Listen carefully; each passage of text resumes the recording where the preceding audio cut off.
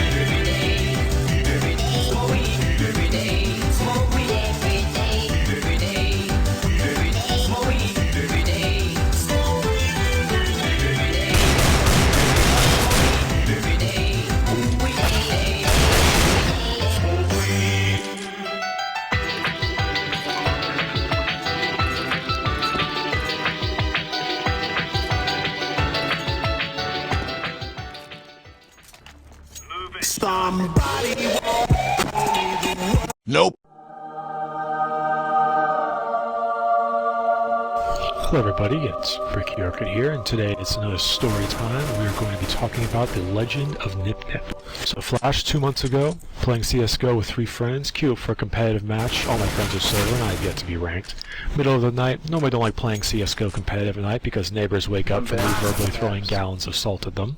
Get put into lobby on counter-terrorist side. Fuck yeah, silenced M4 incoming. Soon realize I have the M4 Griffin unsilenced on. Get mad and ask why I couldn't just fly me to Mordor. Get into lobby, me and 3 friends, Green Card, Weeaboo Jones, and John Wayne all join the lobby. Our final teammate is named Nip Nip. We're all on Skype, but ask Nip Nip if he has a mic anyway. No response, but the most absurdly euphoric crunch noise I have ever heard. My virgin ears blessed with the sound of what I could only imagine being Pringles, sour cream, and onion. Map is dust too, because did you expect something fucking different? Game begins, USP silenced incoming. First few rounds go by, nothing stellar. We are all doing decently well. Scored about 6-3 with our team in the lead. Whenever we die and try to tell Nip Nip where the enemies are, he always met us with a delicious sound of sour cream and onion gracing our ears. Nip Nip, they're at long A. Motherfucker literally stops moving. Then goes to long A and proceeds to murder every enemy there. Jesus Christ, Nip Nip, good fucking job. First half ends, leading by about only 2 or 3. Terrorist side now, Tech 9s for everyone. Not Nip Nip, oh no, Nip Nip gotta be a special man. Grabs the max pains, heads out to A while the 4 of us rush B. Whatever, it's only the first round, we say. As we head to B, we hear it.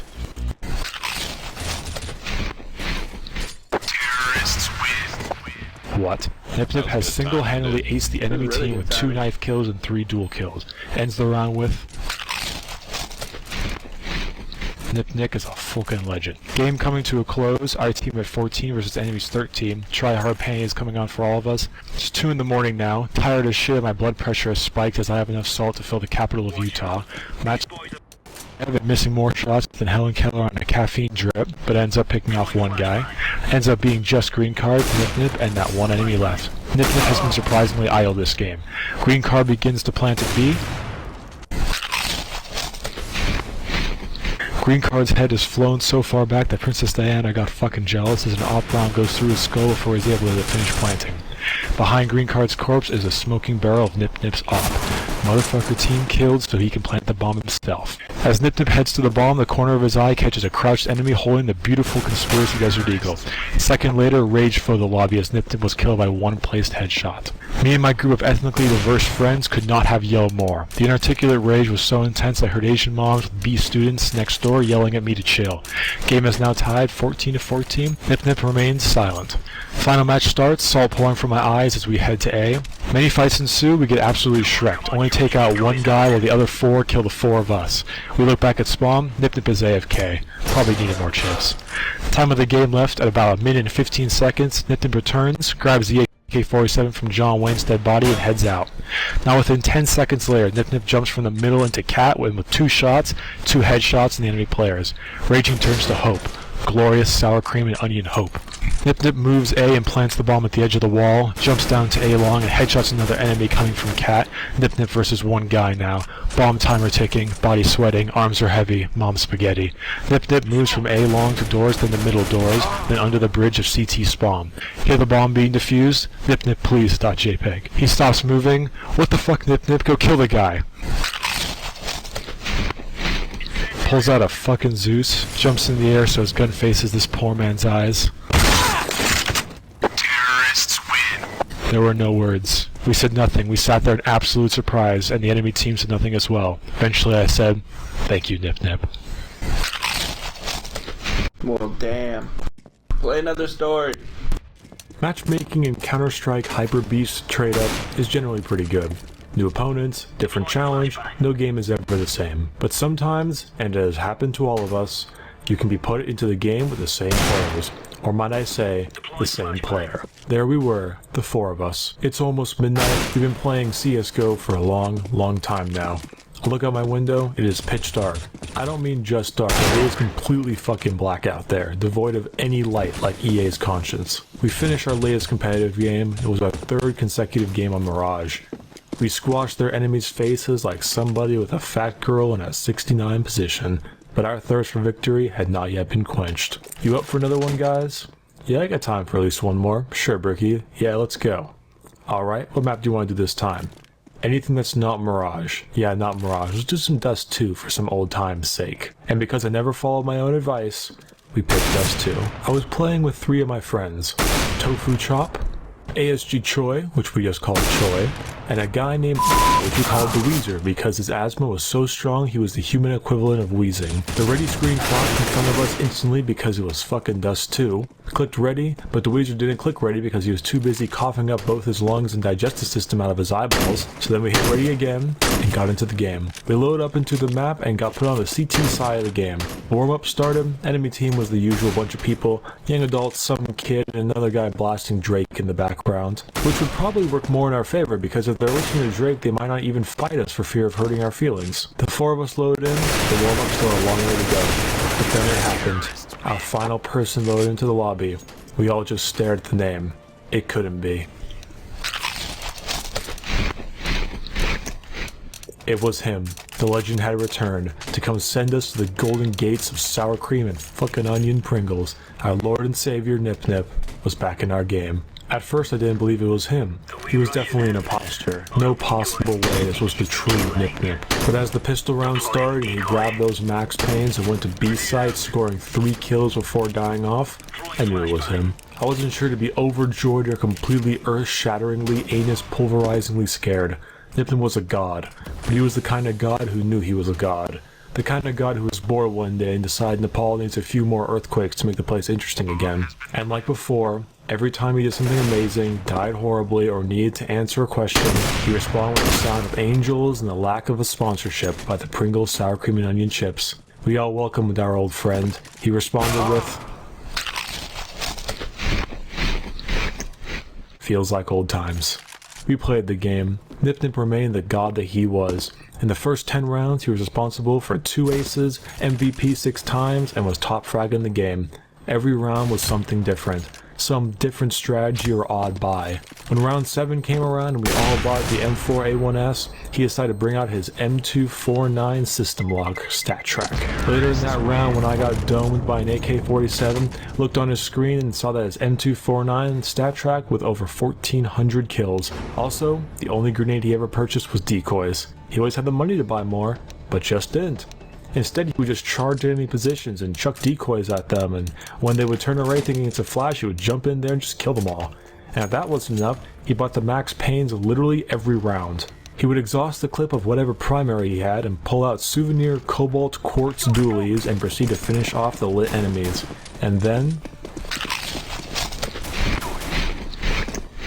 words cannot be used to describe the utter confusion and euphoria that is playing with Nip Nip. We play well. It isn't a complete stomp, but we definitely do alright. We end the first half 9-6. The entire enemy team is just screaming their salty screams about Nip Nip is hacking or smurfing or whatever. Nip Nip just responds, "Fucking love this guy." It's time for the T side now.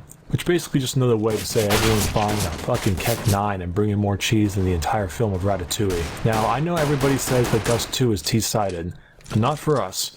No amount of weird Ouija boards, spooky Tootin' skeletons, and Gaben praise could help Nip Nip carry us.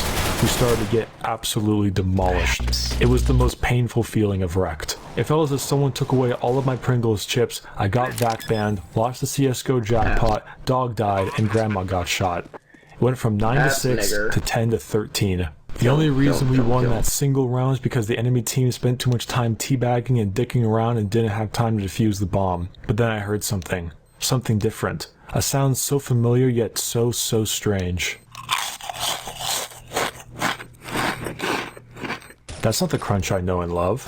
That can be only one thing. Motherfucking Pringles Extreme Dill Pickle flavor. Nip Nip had injected pure Pringles fuel into his body and set out to A-Site with the speed of a gazelle with rockets on a double XP weekend. We followed him to A-Site. Nip Nip carried a Smack 10, a decoy grenade, a frag for once, and his signature Cobalt Quartz Max Pains. Once we entered doors, Troy took point, and as soon as he stuck his head out of the door, he was met with the most delicious op bullet in his entire life. Tofu Chop's turn now. He turned the corner and was able to dome the op player, but then got shot in the right from the guy hiding in pit. Dweezer was hacking up a lung again, and as soon as he jumped out there, he got mowed down by the enemy. It was just me and Nip Nip left. The Pringles Extreme Dill Pickle coursed through his veins, and he tossed a decoy grenade out and ran outside. The enemy turned away from the grenade, Nip Nip Smack 10 the guy in the pit with 2 headshots. Turned the corner to his right and did the same to another guy. One guy moved from long A and fired on Nip Nip, but I took him out with my bipolar Nova before he could kill him. Nip Nip backed up to reload, and I went to long A and saw a guy fleeing to CT. I put 2 shots down range, but the Nova didn't want to cooperate, and he returned fire with an M4A1 and killed me. Finally, Nip Nip burst from the corners with dualies and sprayed all 30 rounds into the guy. The CT took a few shots in the back as he turned the corner to reload, but Nip Nip said fuck you to your reload and threw his frag grenade, bounced it off the wall, and came to rest underneath his feet. Then, he lost his feet. Nip Nip Fuel was fucking unstoppable. It was now 11 to 13. The next 3 rounds were exactly like that. Me, Choi, D, I Can't Stop Coughing and Just Play the Fucking Game, Weezer, and Tofu Chop just played okay. Nothing special, but Nip Nip was a new kind of god. He was single-handedly winning rounds by himself. The next round, he bought an op, Max Pains, and a decoy, and aced the team with 4 kills and a jumping no-scope to make it 12 to 13. The round after that, he bought a Negev and went so ham on the enemy team the entire map was littered with mom's spaghetti falling out of their pockets, making it 13 to 13. After that, he bought a classic AK and one-tapped literally everyone on the enemy team -1, but that's only because the last guy wanted to save. Now, it was 14 to 13. Poor guy though. Next round, Nip Nip bought his M249 and probably lapped his ass off as he sprayed down most of the enemy team in lower tunnels. Score was now 15 to 13. We were feeling pretty good. Not the normal kind of good, like the kind of good that you feel when your parents go out to eat and you can't go but they order extra for you anyway for leftovers. Like that feeling good. Before the round starts, we are ready for Nip Nip's signature Pringles Extreme Dill Pickle Crunch. But wait a minute. That wasn't the extreme crunch. That was the regular crunch. Nip Nip, we need the extreme crunch. Why are you only crunching normally? He looks at me and shakes his head. He must have run out of Pringles Extreme. Oh fuck. The round starts and literally the worst possible situation happens. Nip Nip gets sniped from a CT opper between the doors of mid. Me, Tofu Chop, Choi, and Dweezer stare at his dead body and all hope drains from us. We went B, but the enemy already set up shop. Within moments, we were all dead.